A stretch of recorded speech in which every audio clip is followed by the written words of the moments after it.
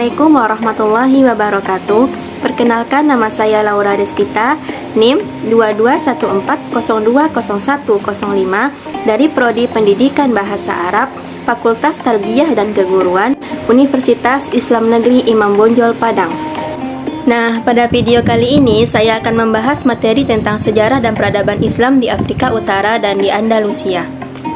Video ini dibuat untuk memenuhi tugas ujian akhir semester pada mata kuliah pengantar studi sejarah peradaban Islam dengan dosen pengampu Bapak Dr. Firdaus Sultan Mamat, MAG.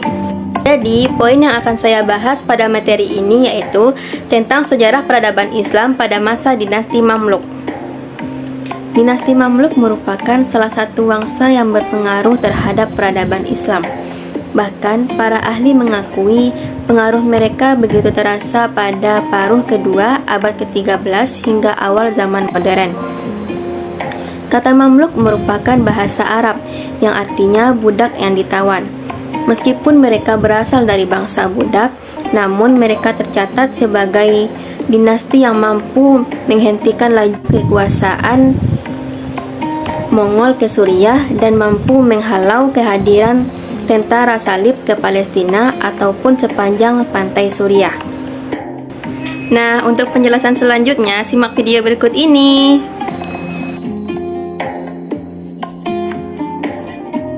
Sejarah peradaban Islam pada masa dinasti Mamluk.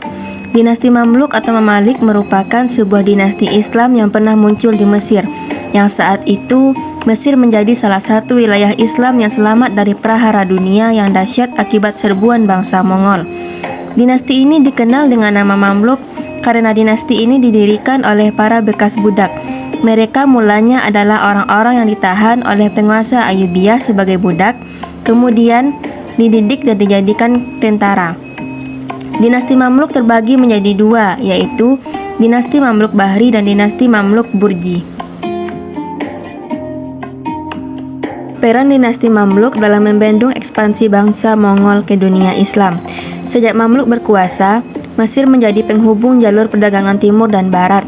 Kehadiran dinasti Mamluk menambah catatan prestasi kerajaan Islam dalam pentas politik, terutama peranannya dalam membendung ambisi pasukan Tartar atau bangsa Mongol untuk menguasai Islam yang pada saat itu mengalami kemajuan peradaban. Tentara Mamluk dan Mongol saling berhadapan di Ain Julid dan pertempuran pun terjadi pada tahun 658 Hijriah atau 1260 Masehi. Strategi yang digunakan oleh dinasti Mamluk dalam mempersatukan umat Islam membuat pasukan Islam berhasil mengalahkan pasukan Mongol. Kemajuan peradaban dinasti Mamluk. Dinasti Mamluk mewariskan banyak peradaban, mulai dari bidang ekonomi, ilmu pengetahuan, dan teknologi. Monumen-monumen yang berupa bangunan-bangunan bersejarah seperti masjid, madrasah, kompleks makam, rumah sakit, dan perpustakaan. Ia juga menjadi penyelamat peradaban Islam dari kehancuran akibat serbuan bangsa Mongol, Tatar, dan pasukan salib.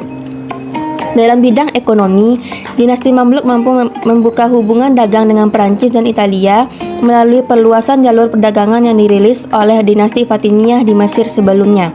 Dalam bidang pengetahuan, Mesir menjadi tempat pelarian bagi ilmuwan-ilmuwan asal Baghdad dari serangan tentara Mongol. Oleh karena itu, ilmu pengetahuan banyak berkembang di Mesir seperti kedokteran, sejarah, astronomi, matematika, dan ilmu agama. Kemunduran dinasti Mamluk. Kehancuran pemerintahan dinasti Mamluk, baik Bahri maupun Burji, disebabkan oleh beberapa faktor, di antaranya: pertama, gaya hidup yang tinggi yang diperlihatkan oleh Sultan Nasir yang dibebankan kepada rakyat saat memerintah pada masa dinasti Mamluk Bahri, hingga berlaku sampai kepada penguasa-penguasa berikutnya, menjadi salah satu sebab runtuhnya dinasti Mamluk Bahri. Kedua, para penguasa dan pegawai dinasti Mamluk Burji yang berperilaku buruk seperti tipu daya, pembunuhan, pembantaian yang menjadi faktor runtuhnya dinasti Mamluk Burji. Yang ketiga, korupsi dan monopoli yang dilakukan oleh para penguasa dalam mengelola pembangunan. Oke, sekian penjelasan materi dari saya, dan jika teman-teman merasa video ini bermanfaat, Teman-teman boleh nge-share dan jangan lupa untuk subscribe, like, and comment. Jazakumullahu khair. Assalamualaikum warahmatullahi wabarakatuh.